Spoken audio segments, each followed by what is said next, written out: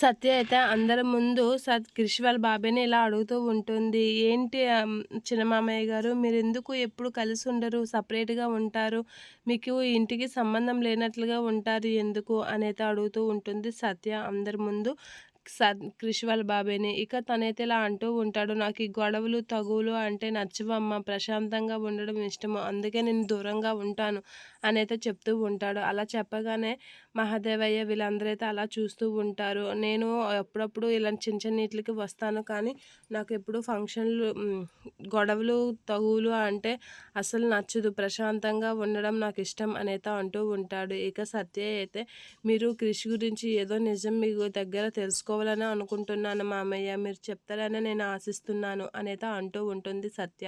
ఇక ఆ మాటలు విన్న వాళ్ళ బాబాయ్ అయితే ఏం మాట్లాడకుండా అలా చూస్తూ ఉంటాడు. ఇక మహాదేవయ్య అయితే "నువ్వు ఏదో చేయాలని చూస్తున్నావు కోడలా, కానీ అది మానుకుంటే మంచిది" అనైతే అంటూ ఉంటాడు. ఆ మాటలకి "మీరు తండ్రి కాదని నాకు క్రిష్‌కి మీరు తండ్రి కాదని నాకు తెలిసింది. కానీ నిజం ఏంటనేది తెలుసుకోవడానికే ప్రయత్నిస్తున్నాను" అని అంటూ ఉంటాడు. "అది నీకు జరగని నీ జన్మలో నువ్వు తెలుసుకోలేవు" అంటే "అది తెలుసుకోవడానికే ప్రయత్నిస్తున్నాను మామయ్య. మీరెందుకు అంత కంగారు పడుతున్నారు" అనైతే అంటూ ఉంటుంది.